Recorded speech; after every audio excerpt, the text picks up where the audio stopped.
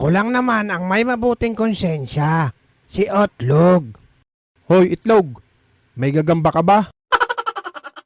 Wala nga kalbo. Aba, iloko to ah. Ay maghanap ka muna ng gagamba mo bago ka tumambay dito. Bawal din ang walang panlaban. Panlaban ba?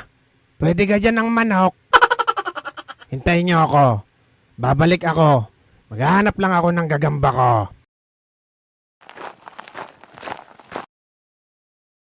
Parang ayaw maglaban, paksin nyo. Teka, palalapitin ko tong sakin. Aba, matatapang iyang pinaglalaban nyo mga pare. Oo, Mang Boy. Baka pwede itong dala ko dyan. Panlaban din dito eh. Alimango, hindi pwede yan. Lahukan mo na lang ng kalabasa at igata mo. Mapapalabang ka pa dyan ng kain.